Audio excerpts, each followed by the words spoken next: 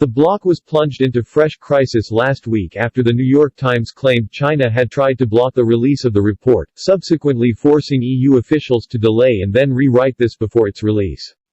An unnamed senior official told colleagues in an email seen by the newspaper, "The Chinese are already threatening with reactions if the report comes out."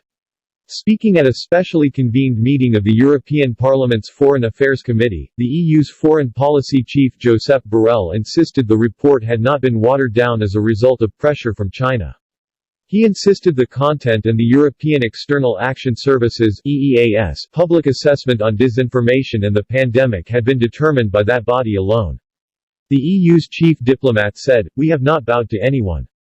There was no watering down of our findings, however uncomfortable it could be." Mr. Borrell also claimed at the specially convened meeting there had been confusion about two separate reports. These were a confidential one solely intended for diplomats, and another for the public that was released last Friday by the EU's monitoring website, EU vs. Disinfo. The EU foreign policy chief said, "Don't make the mistake that the second one is the first one with a little bit of change." But several MEPs have been left unconvinced by this attempted explanation from Mr. Borrell, and are demanding further action be taken. Belgian Liberal Hilde Boutmans said the first statement from Spain's former foreign minister was incomplete and urged him to release earlier drafts of the disinformation report. Nathalie Louiseau, one of Emmanuel Macron's closest allies in the European Parliament, praised the report from the EEAS as impactful. But she was angered as it did not reference false claims from Chinese diplomats about France. A Chinese embassy website had alleged 80 politicians from France had signed a statement using a racist slur to denigrate the head of the World Health Organization.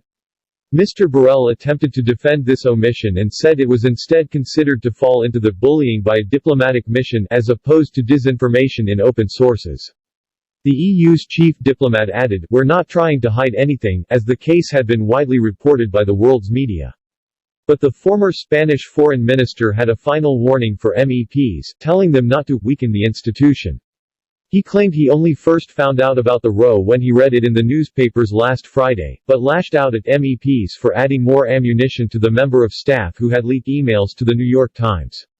Mr. Borrell told European ministers, "Please be serious. Why a single leak of a single member of the staff presenting their own impressions is more important than the whole work of the people there and my personal political commitment.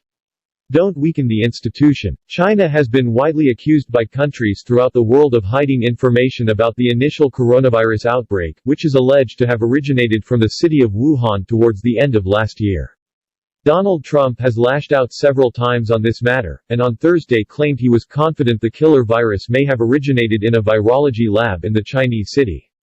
But the U.S. president declined to describe the evidence he had allegedly seen.